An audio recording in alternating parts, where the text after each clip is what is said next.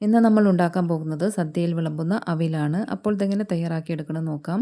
അവിലുണ്ടാക്കാൻ വേണ്ടി വെജിറ്റബിൾസ് ഒക്കെ നീളത്തിൽ തന്നെ അരിഞ്ഞെടുക്കേണ്ടതാണ്. അതിനുവേണ്ടി ഞാനിവിടെ കുറച്ച് വെജിറ്റബിൾസ് എടുത്തിട്ടുണ്ട്.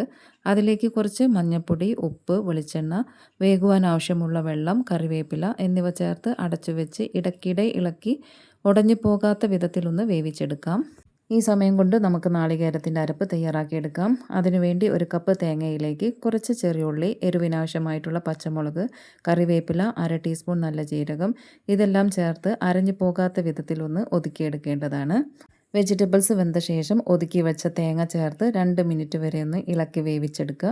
അതിനുശേഷം 1/4 കപ്പ് തൈര് ചേർത്ത് ചൂടായി വരുമ്പോൾ ഫ്ലെയിം ഓഫാക്കി അതിലേക്ക് കുറച്ച് കറിവേപ്പില, 1 ടേബിൾ സ്പൂൺ വെളിച്ചെണ്ണ എന്നിവ ചേർത്ത് നല്ലതുപോലെ ഒന്ന് ഇളക്കിയെടുത്താൽ അവിൽ റെഡി. ഈ ഓണത്തിന് നിങ്ങളും ഈ രീതിയിലൊന്ന് ട്രൈ ചെയ്ത് നോക്കൂ. എന്തായാലും ഇഷ്ടപ്പെടും. അപ്പോൾ കൂടുതൽ കുക്കിംഗ് ആൻഡ് ഹെൽത്തി റെസിപ്പീസ് ആയിട്ട് വീണ്ടും കാണാം. Okay, bye, see U.